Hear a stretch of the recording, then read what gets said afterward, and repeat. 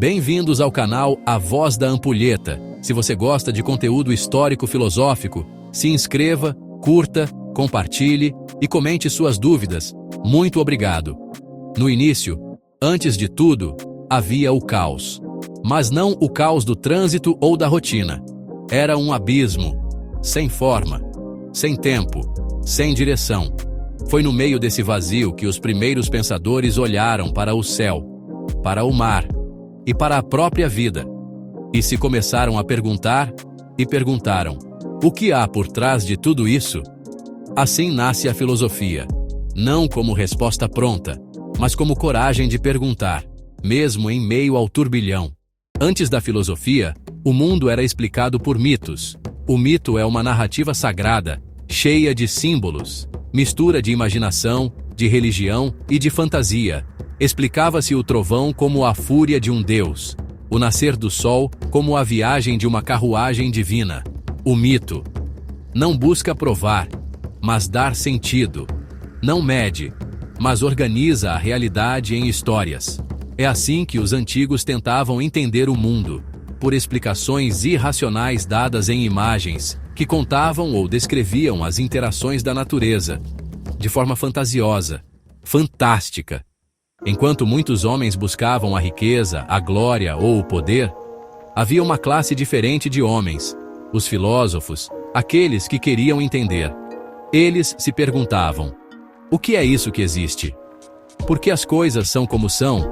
Eles não queriam lucro, queriam sabedoria. O filósofo é movido pelo amor ao saber, não por interesses, mas por desejo de compreender. E foram esses caras que mudaram o jogo e a perspectiva do que é o conhecimento.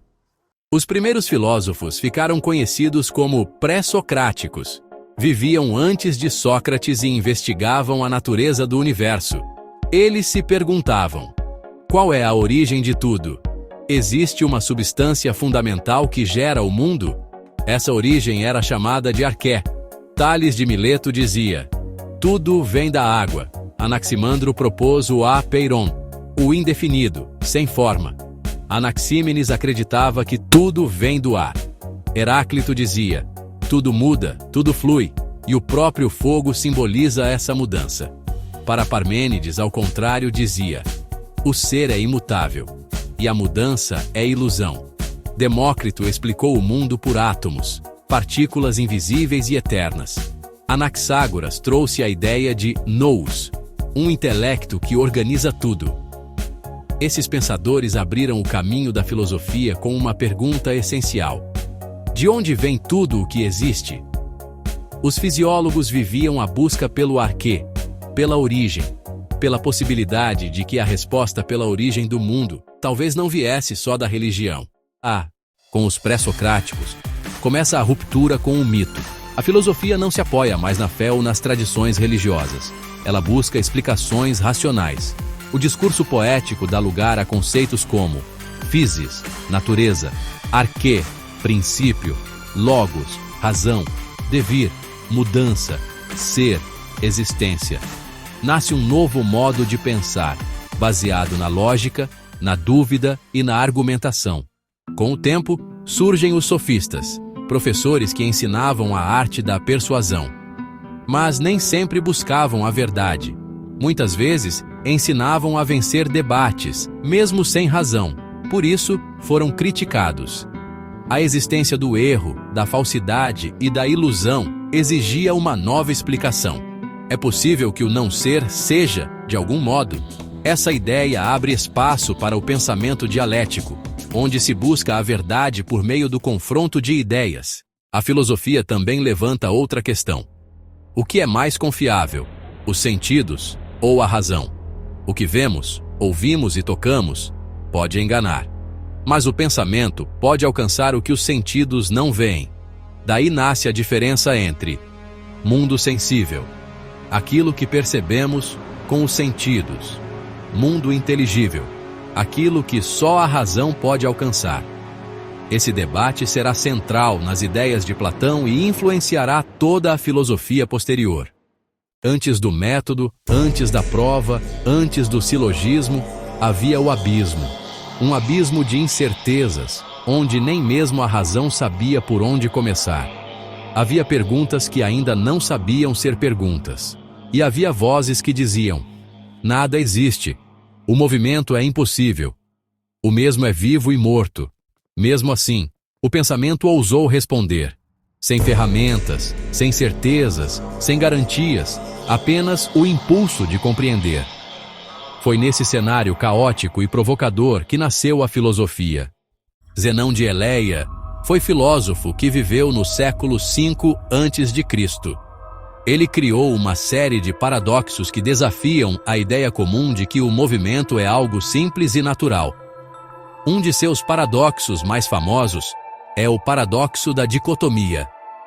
Ele propõe o seguinte: para chegar ao final de um caminho, você precisa primeiro percorrer a metade do trajeto. Em seguida, precisa percorrer a metade do que resta. Depois, a metade da metade restante. E assim por diante, infinitamente. Se o espaço e o tempo podem ser divididos infinitamente, então, segundo essa lógica, há sempre um novo ponto intermediário a ser atravessado. Conclusão: o movimento nunca começa, pois há sempre uma etapa anterior a cumprir. Esse raciocínio parece absurdo. Afinal, nos movemos o tempo todo. Corremos, caminhamos, mudamos de lugar. Mas é justamente isso que faz do argumento um paradoxo. Por que isso é um paradoxo filosófico? Por quê? As premissas parecem razoáveis. A lógica usada é válida. Mas a conclusão contradiz totalmente a experiência real. Esse tipo de tensão entre uma conclusão logicamente correta e uma realidade que nega essa conclusão é o que chamamos de paradoxo filosófico. Zenão defendia Parmênides. Ele não criou esses paradoxos por diversão. Ele queria defender as ideias de seu mestre, Parmênides, que dizia: o movimento é uma ilusão. A realidade verdadeira é imutável e única. Se nada muda, a experiência sensível é ilusão. Como justificar, então, a multiplicidade e o tempo se só o ser imutável pode existir? Parmênides propõe que só o ser imutável existe, e a mudança, o tempo e a multiplicidade são ilusões dos sentidos. Para ele, a verdadeira realidade não muda. Para Zenão, aceitar o movimento como real nos leva a contradições lógicas insolúveis. Por isso, ele constrói esses paradoxos como formas de refutar a crença na multiplicidade e na mudança.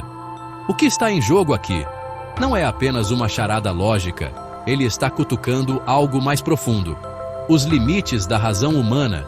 Podemos confiar na razão para explicar o mundo? Ou há um ponto em que a lógica entra em conflito com a experiência sensível? A linguagem também é parte do problema. Zenão antecipa, sem dizer diretamente, um dilema que vai atravessar toda a história da filosofia. A linguagem tenta capturar conceitos como infinito, tempo e ser. Mas talvez esses conceitos ultrapassem nossa capacidade de expressão. Se a linguagem é limitada e a lógica se baseia nela, então talvez estejamos presos em um jogo de ideias que parecem certas, mas não descrevem o real. Por isso, o paradoxo é filosófico. Ele não é só um problema de matemática, nem uma brincadeira de palavras. Ele expõe uma falha estrutural entre aquilo que pensamos, aquilo que dizemos e aquilo que vivemos. E esse abismo, entre lógica, linguagem e realidade, vai continuar assombrando a filosofia por milênios. Zenão criou o paradoxo de Aquiles e a tartaruga para questionar o movimento. Imagine uma corrida entre Aquiles, o herói veloz, e uma tartaruga lenta. Para ser justo, Aquiles dá uma vantagem à tartaruga. Ela começa alguns metros à frente. Quando Aquiles chega ao ponto onde a tartaruga começou, ela já andou um pouco. Quando ele alcança esse novo ponto, ela já se moveu mais uma vez. E assim por diante, infinitamente. Zenão argumenta que, se o espaço pode ser dividido em infinitas partes, Aquiles nunca alcançaria a tartaruga. Claro, isso contradiz o que vemos na realidade. Aquiles ultrapassaria facilmente. Mas esse é o ponto de Zenão. Se seguimos a lógica até o fim, chegamos a conclusões que desafiam o bom senso. É uma crítica à ideia de movimento contínuo e à confiança cega na razão. Hoje, com o cálculo infinitesimal criado por Newton e Leibniz, sabemos que somas infinitas podem ter um valor finito. Então Aquiles ultrapassa sim. Mas no tempo de Zenão, esse paradoxo era profundamente provocador. A diferença entre os dois infinitos começa com a ideia de infinito matemático moderno, como potencial. É uma ideia operacional. O infinito é uma tendência, não um número ou coisa real. Exemplo: podemos dividir um número pela metade infinitas vezes, mas o resultado total pode convergir para um valor finito. Isso aparece no cálculo infinitesimal com séries infinitas convergentes. O infinito, nesse sentido, é potencial, como algo que nunca termina, mas nunca precisa ser terminado. Já o infinito filosófico antigo, real, para Zenão e Parmênides, eles estão lidando com o infinito como uma realidade, não como ferramenta. Se espaço e tempo são realmente infinitamente divisíveis, então não se pode completar sequer o primeiro passo. Aqui, o infinito é atual. Está plenamente presente como um obstáculo ao movimento. Zenão estava defendendo as ideias do seu mestre, Parmênides. Parmênides dizia: o ser é, o não ser não é. Parece simples, mas tem uma implicação profunda. Ele acreditava que só podemos pensar naquilo que é, o que existe. Se algo muda, significa que deixa de ser o que era para se tornar outra coisa. Mas isso envolve o não ser, ou seja, aquilo que não é. E, segundo ele, isso é impensável. Portanto, a mudança seria uma ilusão. A realidade verdadeira não muda. Ela é única, eterna e imóvel. Zenão cria seus paradoxos para defender isso. Se a mudança leva à contradição, então ela não pode ser real. Zenão não fez apenas o paradoxo de Aquiles. Ele criou vários outros, todos desconcertantes. Esses paradoxos não só desafiam o movimento, mas colocam em xeque a própria razão. O paradoxo da dicotomia diz que, para ir de um ponto A a um ponto B, primeiro você precisa chegar à metade do caminho, depois a metade do que falta, e depois a metade da metade para sempre. Se há infinitas etapas, o movimento nunca começa. O paradoxo da flecha diz que, imagine uma flecha em pleno voo. Em qualquer instante do tempo, ela está parada, ocupando um único espaço. Se o tempo é feito só de instantes, então a flecha nunca se move, está sempre em repouso em cada instante. O paradoxo do estádio diz que 3 grupos de corpos se movem em sentidos opostos. Comparando suas posições relativas, surgem contradições sobre quanto tempo cada um leva para passar pelo outro. Isso mostra que a velocidade e o tempo podem depender do ponto de vista. E, com isso, Zenão abala a confiança na observação sensível como forma segura de entender o mundo. Zenão é como um hacker da razão primitiva. Ele encontra brechas na lógica para nos mostrar que ela ainda não está pronta para explicar tudo. Ele lança um desafio. Consegue defender o movimento apenas com argumentos filosóficos? Sem usar matemática, sem cálculo de limites? Esses paradoxos continuam relevantes porque nos forçam a perguntar: até que ponto podemos confiar na lógica para entender o real? Imagina um filósofo dizendo: nada existe. E se existisse, você não entenderia. E se entendesse, não conseguiria explicar. Parece piada? Não. É Górgias de Leontinos, no século 100 a.C. Enquanto os grandes filósofos gregos tentavam explicar o mundo, Górgias decidiu explodir tudo. Ele não queria respostas. Queria mostrar que talvez nem as perguntas fizessem sentido. Primeiro ele diz: nada existe. E se você acha que existe, prove. O que é o ser? Se tudo muda o tempo todo, existe alguma coisa estável o suficiente para ser chamada de realidade? Mas Górgias não para aí. Suponha que algo exista.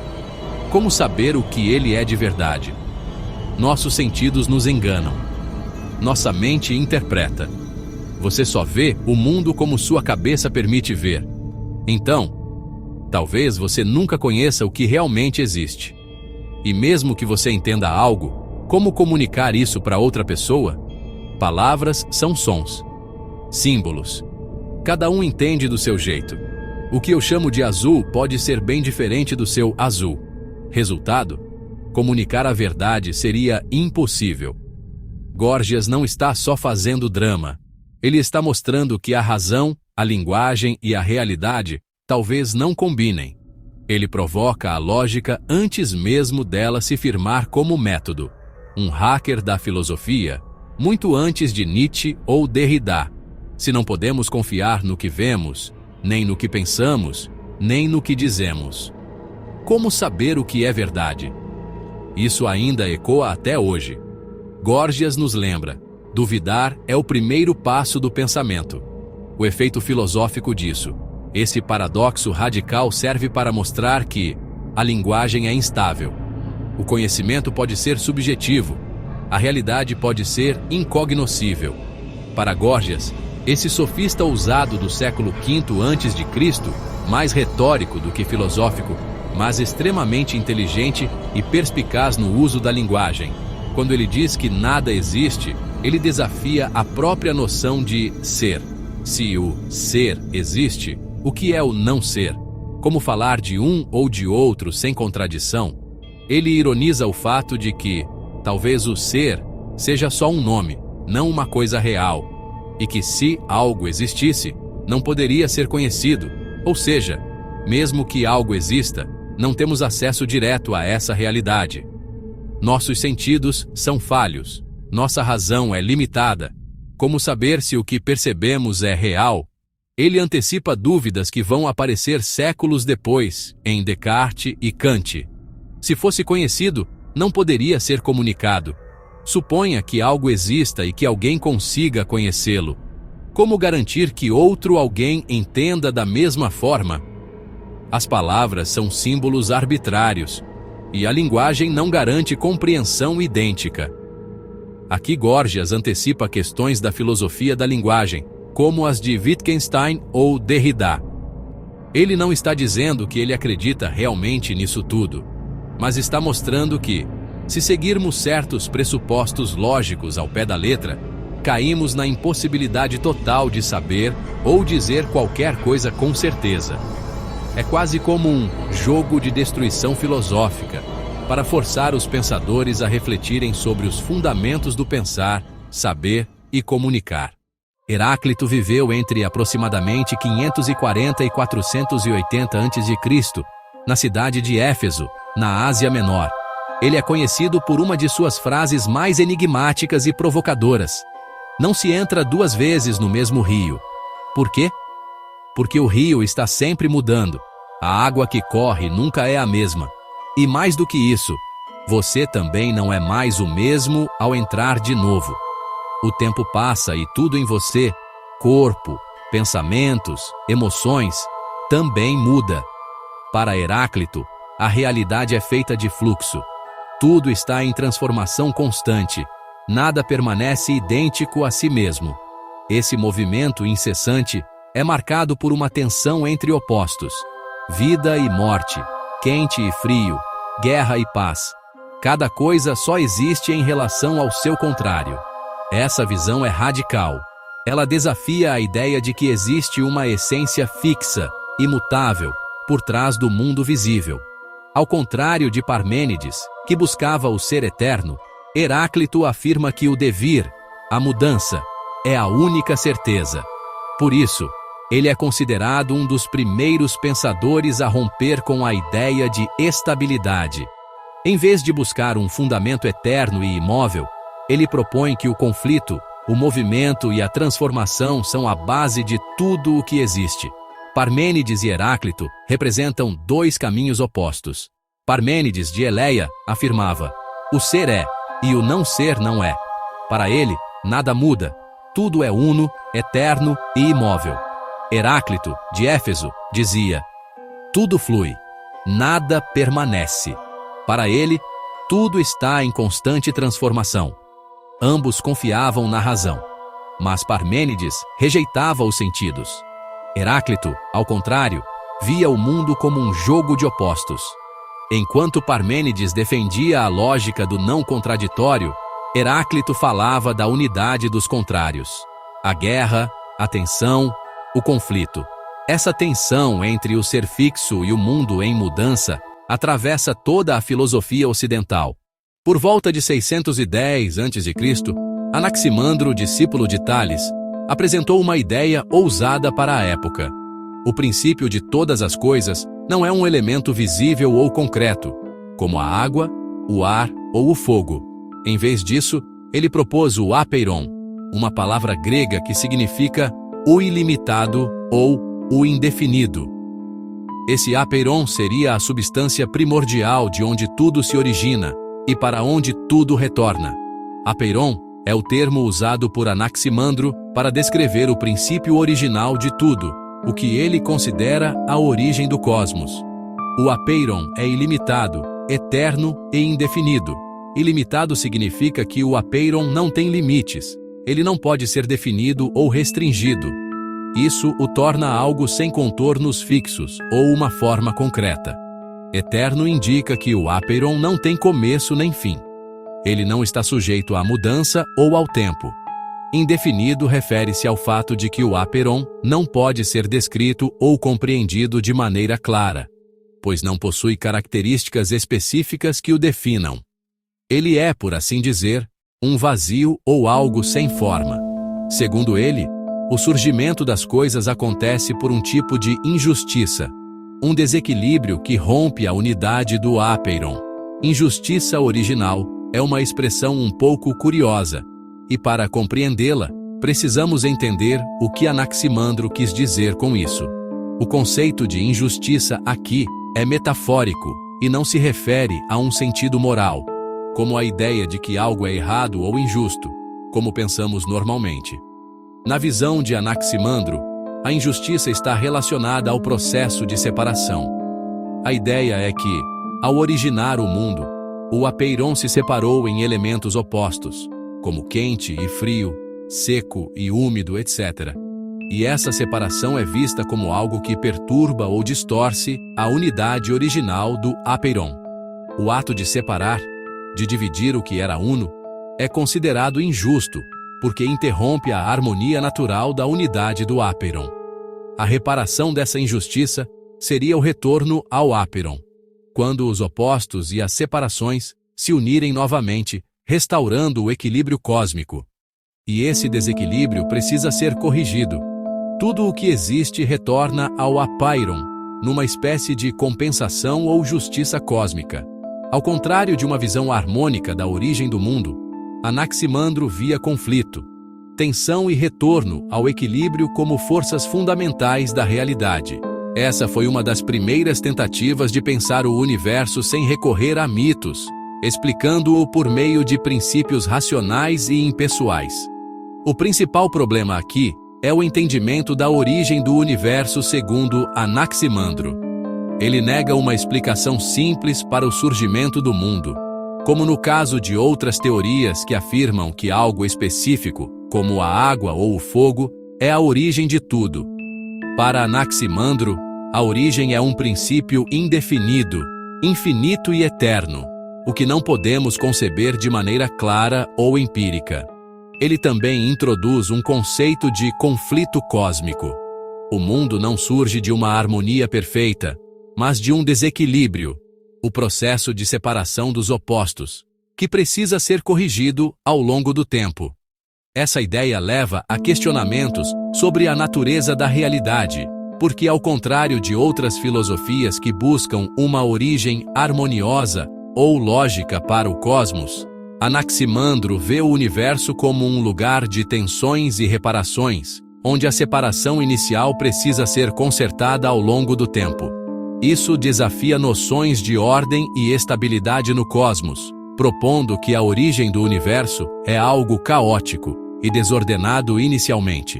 Em resumo, Anaximandro vê o mundo como surgido de uma separação do apeiron, que é eterno, ilimitado e indefinido.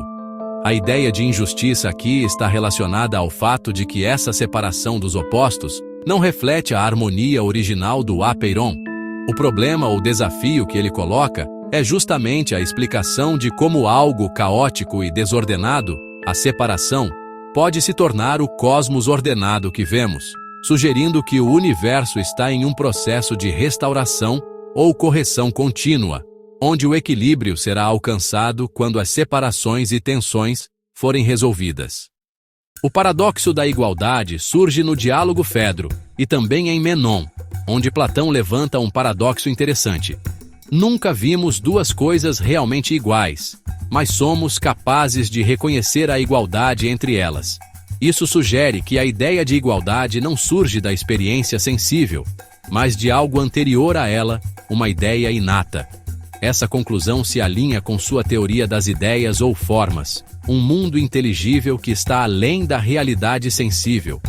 Platão usa isso para reforçar sua teoria das ideias ou formas, que sustenta que o mundo físico é apenas uma sombra imperfeita das ideias perfeitas e imutáveis que existem no mundo inteligível, ou seja, no mundo das formas, que só pode ser acessado pela razão. Por exemplo, nunca veremos duas esferas exatamente idênticas, mas a ideia de esfera que temos em nossa mente nos permite reconhecer duas esferas como iguais, no sentido de que ambas compartilham a mesma forma ideal da esfera. Portanto, o paradoxo de Platão é uma maneira de afirmar que o conhecimento e as ideias universais que temos, como a ideia de igualdade, não podem vir apenas da experiência sensível, mas devem ter uma origem transcendente no mundo das ideias. A partir do momento em que os primeiros filósofos da natureza, como Tales de Mileto, Anaximandro, Heráclito, começam a questionar as explicações mitológicas e propõem explicações baseadas na observação, experimento e razão, algo novo surge. A busca por causas naturais e a ênfase em explicar o mundo de maneira lógica e racional fazem parte dessa mudança de paradigma. Eles deram início a uma filosofia baseada na investigação empírica, procurando entender o funcionamento do universo por meio de observações diretas e raciocínios lógicos, ao invés de recorrer a mitos e divindades. Essa mudança é significativa porque, ao adotar métodos de investigação racionais e empíricos, os filósofos começaram a construir as bases do pensamento científico moderno, que se distanciava da explicação mítica e dependia da razão e da experiência para construir seu conhecimento. A filosofia se torna, assim, uma busca por causas naturais e lógicas, afastando-se da explicação religiosa e sobrenatural que dominava a tradição anterior. Os pré-socráticos trouxeram uma série de ideias revolucionárias que desafiavam a compreensão comum do mundo. Suas provocações criaram as primeiras fissuras na razão, quando ela ainda estava tentando se afirmar como um discurso racional. Vamos ver alguns desses paradoxos e ideias. Heráclito é famoso pela ideia de que tudo está em constante transformação. Você não pode entrar duas vezes no mesmo rio, pois tanto o rio quanto a pessoa mudam a cada momento. Ele propôs que a realidade é essencialmente contraditória, e que as contradições não são erro, mas uma característica fundamental da vida. Essa visão contradizia a ideia de um mundo lógico e fixo, criando um buraco na confiança que a razão teria de reconstruir mais tarde. Para ele, o logos, razão universal, é fluxo constante e não algo estável. Demócrito, por outro lado, revolucionou a física com a ideia de que o mundo é composto de átomos invisíveis e vazio. Para os gregos antigos, o vazio era impensável, mas Demócrito desafiou essa visão ao afirmar que o vazio é essencial para a existência dos átomos e, por conseguinte, da realidade. Anaximandro apresentou a ideia do apeiron, o princípio ilimitado, eterno e indefinido de onde tudo surge. Ele acreditava que o mundo nasce de uma injustiça original, a separação das coisas, que gera a necessidade de retorno e equilíbrio. A visão de Anaximandro introduz um elemento de desequilíbrio e injustiça na natureza, em oposição à harmonia que filósofos posteriores procurariam. Empédocles foi pioneiro ao afirmar que o mundo é governado por duas forças fundamentais: o amor e o ódio. Ele via essas forças como responsáveis pela união e separação da matéria. Essa ideia pode ser vista como uma antecipação das forças psíquicas que Freud descreveria séculos depois. Esses paradoxos e ideias revelam o nascimento da razão, que ainda não havia se consolidado como uma estrutura segura. Antes de a lógica se afirmar como uma autoridade, ela se encontrava perdida no caos da origem, tentando construir um entendimento coerente do mundo. Zenão, discípulo de Parmênides, ofereceu um paradoxo famoso sobre o movimento, com sua famosa ideia de que Aquiles jamais alcançaria a tartaruga numa corrida, porque sempre que Aquiles alcançasse a posição da tartaruga, ela já teria avançado um pouco mais. Esse paradoxo ilustra um desafio fundamental. Se o espaço é infinitamente divisível, o movimento parece impossível. Embora esse problema só tenha sido resolvido com o cálculo infinitesimal, ele antecipa a ideia de limites. Parmênides vai ainda mais longe ao argumentar que o pensamento não pode conceber a mudança. Ele diz: só podemos pensar o ser, o que muda, o que nasce, o que perece, não pode ser pensado. Para ele, a experiência sensível é ilusória, e o único ser verdadeiro é aquele imutável. O mundo que percebemos com nossos sentidos é uma ilusão. A realidade é estática e contínua. Platão irá tentar resolver essa tensão mais tarde com sua teoria das ideias. Esses paradoxos refletem a tensão central entre confiar nos sentidos e confiar na razão pura. A razão ainda não havia sido totalmente consolidada e muitas vezes tropeçava em suas próprias contradições. Filósofos como Heráclito, Parmênides, Zenão e Górgias estavam explorando essas limitações antes que a lógica se tornasse um campo seguro. Górgias, um sofista radical, escreveu o tratado sobre o não ser, onde apresenta 3 teses desconcertantes. Nada existe. Se algo existisse, não poderia ser conhecido. E, se pudesse ser conhecido, não poderia ser comunicado. Ele desafiou a possibilidade do conhecimento e da comunicação, uma radicalização da ideia de que o ser é impossível de ser afirmado de forma lógica.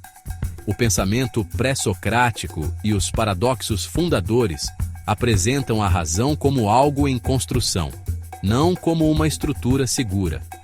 Os primeiros filósofos estavam ainda tentando montar o avião no ar, enfrentando um caos de ideias e contradições sem os recursos que temos hoje, como a lógica formal e os modelos matemáticos.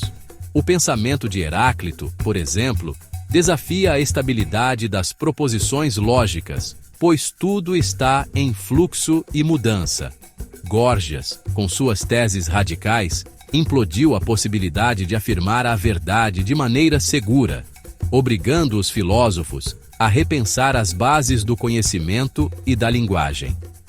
Foi sobre esse chão rachado, nesse campo de incertezas, que nasceram os primeiros fisiólogos ou filósofos da natureza. Filósofos que pela primeira vez ousaram dizer: vamos procurar, vamos observar, vamos experimentar.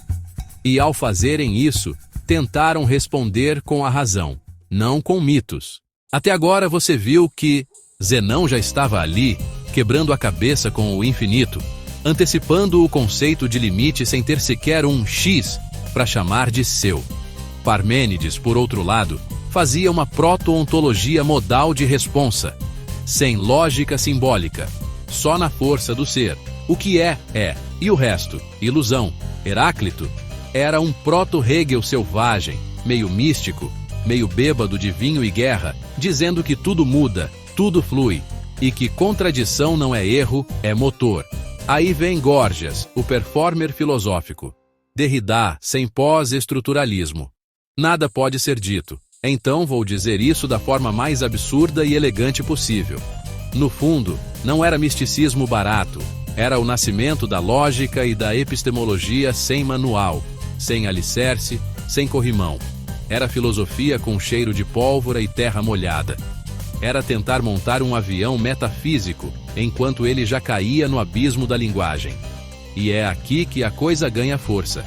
A lógica, antes de virar código ou certeza, foi trincheira. Esses caras não estavam buscando segurança. Estavam tentando não enlouquecer diante do pensamento que não se sustentava em nada.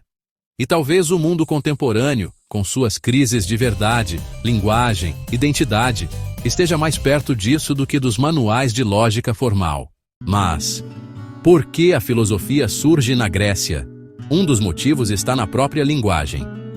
Muito antes dos filósofos ou dos matemáticos pitagóricos, os gregos já haviam desenvolvido uma forma altamente estruturada de falar em público, o verso hexâmetro dactílico, um tipo de métrica com 6 unidades rítmicas por linha. Esse verso não foi criado por filósofos, mas pelos poetas da tradição oral, especialmente os aedos, que recitavam os grandes épicos, como a Ilíada e a Odisseia. Era uma forma prática e poderosa de memorizar e transmitir conhecimento num tempo em que a escrita ainda não era comum. A métrica, com seus padrões rítmicos como picos e vales, sobe e desce, um tempo longo seguido por 2 curtos, permitia ao orador improvisar fórmulas, adaptar o canto às palavras e manter o conteúdo estável ao longo do tempo. É por isso que, quando pensamos nas origens do pensamento grego, não podemos esquecer. Foi cantando que o Logos começou a nascer. O hexâmetro é chamado assim porque cada verso tem 6 pés métricos. Hex é o número 6 em grego. Ele foi usado pelos grandes nomes da poesia arcaica, como Homero e Hesíodo, entre os séculos 8 e 7 a.C. Esse formato rítmico dava à fala uma solenidade quase cerimonial, comparável ao pentâmetro iâmbico do teatro inglês, mas com ainda mais flexibilidade para variações internas. E é aí que a coisa começa a ficar interessante. Séculos depois, com o surgimento das escolas filosóficas e matemáticas, especialmente os pitagóricos, esse mesmo número 6 ganhou outro status. Para os pitagóricos, o 6 não era só um número, era um símbolo de perfeição. Eles o consideravam o primeiro número perfeito, porque a soma e o produto dos seus divisores são iguais. 1 mais 2 mais 3 é igual a 6. 1 vezes 2 vezes 3 também é igual a 6. Essa harmonia matemática foi mais tarde associada à harmonia cósmica, uma ideia cara à filosofia grega, especialmente ao neoplatonismo, com nomes como Jâmblico de Calcis. Assim, surgiu uma leitura simbólica do hexâmetro.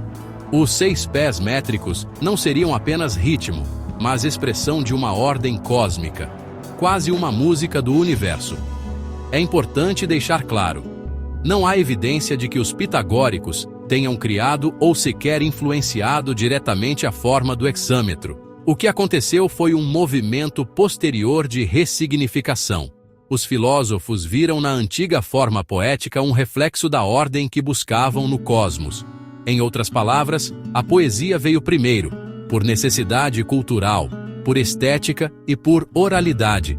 Só depois a filosofia e a matemática reinterpretaram esse passado como se ele já estivesse cheio de significados ocultos.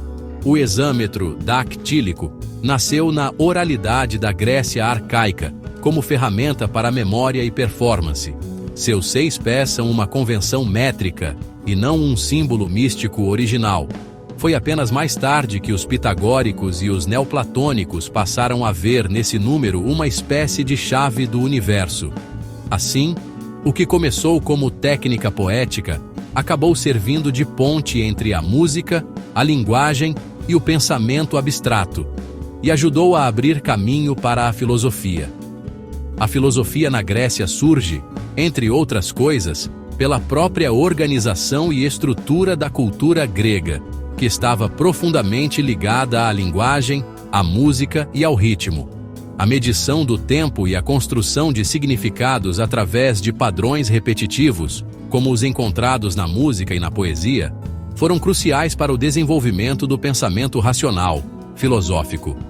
Os gregos, em sua tradição oral, já possuíam formas complexas de construção do discurso, como o hexâmetro dactílico, utilizado por Homero e Hesíodo. Essa forma poética permitia aos narradores expressar ritmos e emoções, e estava profundamente ligada à memorização e à performance. O fato de um número ter mais divisores amplia significativamente as possibilidades rítmicas. Isso permitia aos poetas e narradores moldar ritmos e pausas de maneira flexível, criando variações rítmicas que podiam refletir diferentes emoções ou ideias. Por exemplo, um verso pode ser dividido de várias formas, como 2 mais 2, mais 2, que forma 1, ritmo ternário com pausas regulares, ou 3 mais 3, o que leva a batidas mais longas e intensas, ou 1 mais 2 mais 3, o que provoca uma variação de intensidade e velocidade. Esses padrões rítmicos são fundamentais tanto para a poesia quanto para a performance narrativa. Agora, pense no número 6, com seus divisores 1, 2, 3, 6. Essa gama de possibilidades de combinação permitem que o ritmo seja quebrado e reorganizado de várias maneiras. Isso se aplica diretamente à métrica poética, mas também à performance de fala e narrativas em vídeo, onde o ritmo de entrega, a intensidade emocional e a variedade de variações são essenciais para manter a atenção do público. Por exemplo, em um vídeo de 8 segundos, podemos dividir o tempo de várias formas como 4x2, ou 2x4, ou 1 mais 3 mais 4. E cada uma dessas divisões produz um efeito, que você vai sentindo como numa emoção. Essas subdivisões modulam o impacto da narrativa, decidindo onde colocar um clímax, uma pausa ou uma aceleração, exatamente como um músico ou um poeta faz com suas palavras. A relação com o melos.